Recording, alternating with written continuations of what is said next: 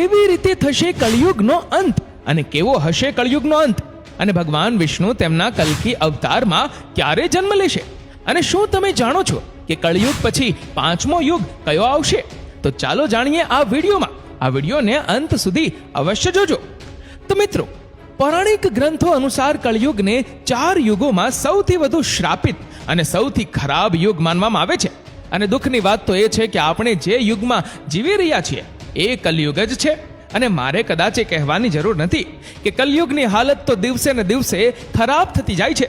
તમે કલયુગ વિશે આ હિન્દી પંક્તિ તો જરૂર સાંભળી હશે કે રામચંદ્ર કહે ગયે સિયા સે કે ऐसा कलयुग आएगा, हंस चुगेगा दाना अनका और कौवा मोती खाएगा. મિત્રો, કાગડો મોતી ખાશે કે નહીં એ તો માત્ર સમય જ નક્કી કરશે. પરંતુ કળિયુગ વિશે એવું ઘણું બધું છે જેનો ઉલ્લેખ આપણા પૌરાણિક શાસ્ત્રોમાં કરવામાં આવ્યો છે. અને ચોક્કસ આ જાણ્યા પછી તમે પણ કળિયુગને શાપિત યુગ માનવા લાગશો.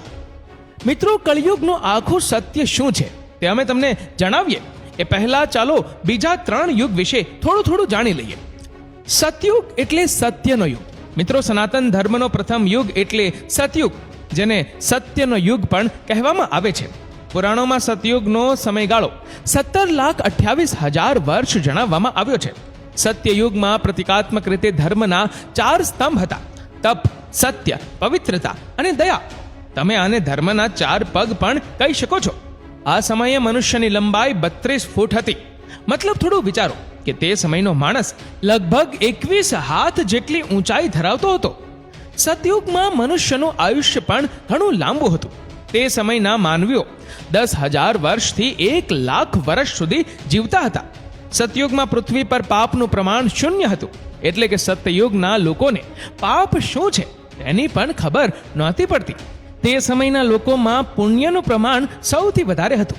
એટલે કે સતયુગમાં જેટલા પણ લોકો હતા તે પુણ્યાત્મા અને સંપૂર્ણ સત્યના રસ્તા પર ચાલતા હતા.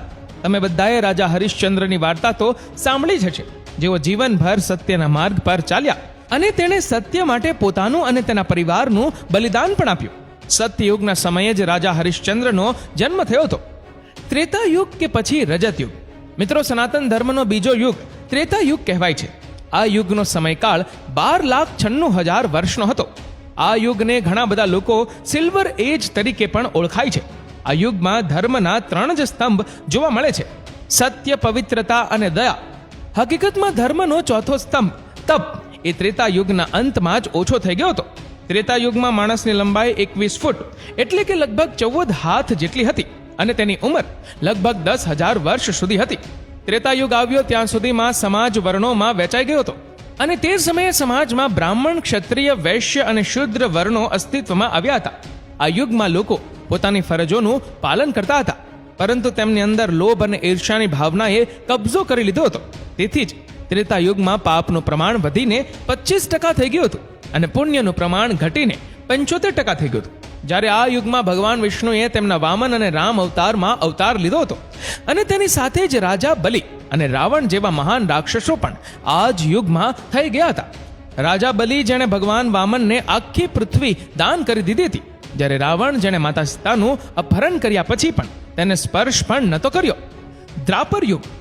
મિત્રો, દ્વાપર યુગને સનાતન ધર્મનો ત્રીજો યુગ માનવામાં આવે છે. આ યુગનો સમયગાળો 8,64,000 વર્ષ સુધીનો હતો. શુદ્ધિ, કે જેને ધર્મનો ત્રીજો સ્તંભ ગણવામાં આવતો હતો, તે ત્રેતા યુગના અંતમાં સમાપ્ત થઈ ગયો. એટલા માટે આ યુગમાં ધર્મના માત્ર 2 જ સ્તંભો બચ્યા હતા અને તે હતા સત્ય અને દયા. આ યુગમાં માણસની લંબાઈ ઘટીને 11 ફૂટ જ થઈ ગઈ હતી, એટલે કે લગભગ 7 હાથ જેટલી, અને ઉંમર ઘટીને ફક્ત 1000 વર્ષ થઈ ગઈ હતી.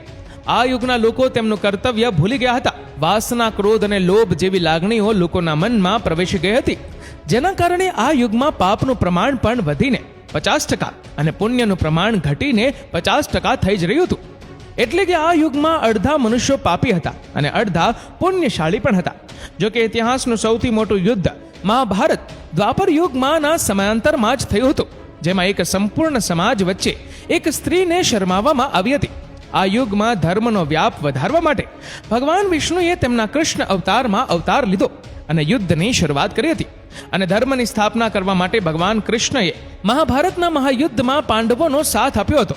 અને આ જ સમયે દ્વાપર યુગમાં ભગવાન કૃષ્ણએ કુરુક્ષેત્રની યુદ્ધ ભૂમિમાં અર્જુનને ગીતાનું જ્ઞાન આપીને સમગ્ર માનવ સમાજને ધર્મના મહત્વનો પરિચય કરાવ્યો હતો. કલયુગ. મિત્રો, કલયુગ એ સનાતન ધર્મનો ચોથો અને છેલ્લો યુગ છે. પુરાણોમાં કળયુગનો સમયગાળો 4,32,000 વર્ષ બતાવવામાં આવ્યો છે. અત્યારે આપણે બધા જે યુગમાં જીવી રહ્યા છીએ તે કલયુગ જ છે. અત્યારે કલયુગનો પહેલો તબક્કો ચાલી રહ્યો છે. પુરાણોને ધ્યાનમાં રાખીને નિષ્ણાંતો દ્વારા કરવામાં આવેલી ગણતરી મુજબ કલયુગના હજી સુધી માત્ર 5,000 વર્ષ જ વીત્યા છે.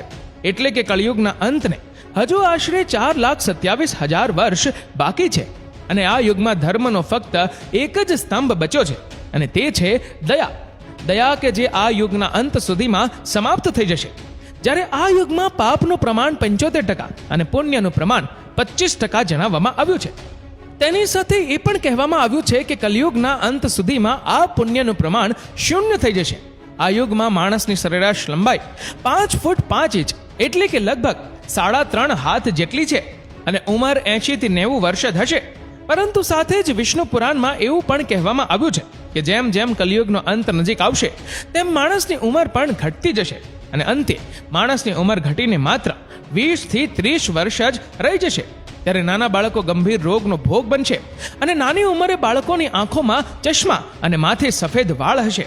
દરેક વ્યક્તિ રોગથી પીડાતો હશે, અને કલયુગમાં બાળકથી લઈને વૃદ્ધ સુધી દરેક ચિતાઓથી ઘેરાયેલા હશે. કળિયુગના અંતમાં લગ્ન એક પ્રકારનો કરાર હશે, અને જેની પાસે પૈસા હશે સ્ત્રીઓ તેને જ પતિ તરીકે સ્વીકારશે, અને જે દહેજ આપશે તેમના જ ઘરમાં સ્ત્રીઓના લગ્ન કરવામાં આવશે. લોકો એકબીજા પ્રત્યે પ્રેમ અને આદરની ભાવના ગુમાવશે, અને સંબંધો બગડશે. પતિ પત્ની એકબીજા પ્રત્યે વફાદાર નહીં રહે. વિશ્વાસ શું છે એ તો લોકો ભૂલી જ ગયા હશે. જે વ્યક્તિની પાસે વધારે પૈસા હશે તે વ્યક્તિ વધારે શક્તિશાળી માનવામાં આવશે. આવા લોકોને વિદ્વાન અને ધર્મનિષ્ઠ ગણવામાં આવશે, અને આવા લોકોને જ સમાજમાં પૂજવામાં આવશે. મિત્રો, વર્તમાન સમયમાં પૃથ્વી પર જે રીતે અધર્મ અને પાપ વધી રહ્યા છે, અને આપણી સામે જે પ્રકારના સંજોગો આવી રહ્યા છે તેના પર નજર કરીએ તો આ બધી બાબતો સાચી જ લાગે છે. ધાર્મિક ગ્રંથો અનુસાર કલયુગના અંત આવવાનો હશે ત્યારે પૃથ્વીના એક ભાગમાં લોકો પૂરના કારણે તણાતા હશે, તો બીજા ભાગમાં લોકો દુષ્કાળના પ્રકોપનો સામનો કરતા હશે. અને જેમ જેમ કળિયુગનો અંત નજીક આવશે તેમ તેમ પૃથ્વી પરની બધી નદીઓ સુકાઈ જશે. અને તમે બધા જોઈ જ રહ્યા છો કે આ કળિયુગમાં પદ્મા અને સરસ્વતી નદીઓ લુપ્ત થઈ ચૂકી છે. હવે માત્ર ગંગા નદી જ બાકી છે. આ પણ કળિયુગના અંત સુધીમાં લુપ્ત થઈ જશે. ત્યારબાદ પાણીની અછતને કારણે પૃથ્વી પર તિરાડ પડવા લાગશે, અને પછી એક સમય એવો આવશે જ્યારે લોકો પાણીના એક એક ટીપા માટે તડપીને પોતાના જીવની ભીખ માંગતા હશે. તે સમયે પૃથ્વી પર અધર્મનું જ રાજ હશે, અને લોકોના હૃદયમાંથી દયા ખતમ થઈ જશે. લોકો ફક્ત પોતાના વિશે જ વિચારશે, અને ખોરાકના દરેક દાણા માટે તેમના પ્રિયજનોનું લોહી વહેવતા પણ અચકાશે નહીં. કળિયુગમાં પાપની હદ વટી જશે. લોકોના હૃદયમાં ધર્મનું સ્થાન અધર્મ લઈ જશે, અને ત્યારે ભગવાન વિષ્ણુ પૃથ્વી પરના દુષ્ટોનો નાશ કરવા માટે તેમના કલ્કી સ્વરૂપમાં અવતાર લેશે. ભગવાન વિષ્ણુનો આ કલ્કી અવતાર 64 કલાઓથી સજ્જ હશે. તે સમયે તે સફેદ ઘોડા પર સવાર થઈને જગતમાંથી પાપીઓનો નાશ કરશે, અને ત્યારે તેના એક હાથમાં તલવાર હશે, જ્યારે બીજા હાથમાં તીર અને ધનુષ હશે. ધાર્મિક ગ્રંથો અનુસાર જેમ ત્રેતા યુગમાં ભગવાન કૃષ્ણ સ્વર્ગમાં પાછા ફર્યા પછી દ્વાપર યુગની શરૂઆત થઈ, તેમજ એવું માનવામાં આવે છે કે જ્યારે ભગવાન કલ્કી કળિયુગમાં પાપીઓને મારીને સ્વર્ગમાં પાછા ફરશે ત્યારે પૃથ્વી પર ભયંકર સર્વનાશ થશે, અને સંપૂર્ણ જીવનનો અંત આવશે. પછી ફરી એકવાર એક નવો યુગ શરૂ થશે, જે હશે સતયુગ. તો મિત્રો, શું આ કળિયુગનું સાચું સત્ય છે? શું તમે આ વિશે પહેલાથી જ જાણતા હતા? તમારો જવાબ અમને નીચે કમેન્ટમાં જરૂર જણાવજો. અને જો તમને અમારો વિડીયો પસંદ આવ્યો હોય તો વિડીયોને લાઈક કરજો, અને વિડીયોને બને તેટલો શેર કરજો, અને ફોલો કરો અમારા ફેસબુક પેજને. ધન્યવાદ.